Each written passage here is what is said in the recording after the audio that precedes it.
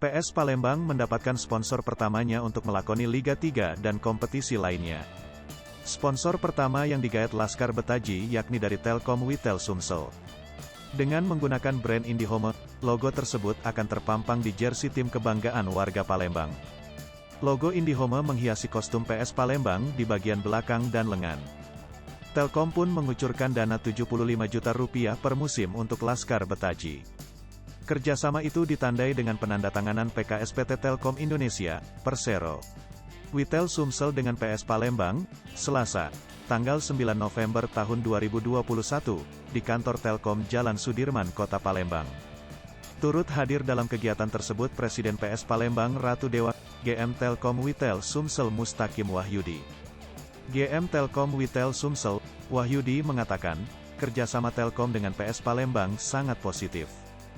Menurut dia, kerjasama dengan komunitas sepak bola akan meningkatkan engagement Telkom. Dengan kerjasama ini, harapannya Telkom bisa diterima lebih banyak lagi oleh warga Palembang, kata dia. Ia berharap kerjasama ini bisa mensupport PS Palembang untuk menjalani kompetisi dan pembinaan atlet sepak bola di kota Palembang. Sehingga sepak bola di Palembang dapat maju. Harapannya saya ke depan kerjasama bisa lebih besar lagi terjalin antara PS Palembang dengan Telkom, kata dia. Sementara itu, Presiden PS Palembang, Ratu Dewa mengatakan, mengucapkan terima kasihnya kepada Telkom yang mau membantu pembinaan atlet sepak bola khususnya PS Palembang. Dewa mengatakan, saat ini pihaknya tengah mengembalikan kejayaan sepak bola Palembang yakni PS Palembang. Pembinaan sedang dilakukan khususnya untuk U15, U17, U20 dan sebentar lagi akan menghadapi Liga 3. Dengan adanya support dari Telkom ini bisa membangkitkan sepak bola Palembang khususnya klub kebanggaan kita yakni PS Palembang, kata dia.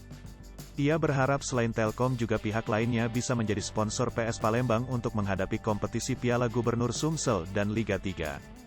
Telkom menjadi sponsor pertama, harapannya ada sponsor lagi yang bisa kita gaet untuk menghadapi kompetisi, kata dia.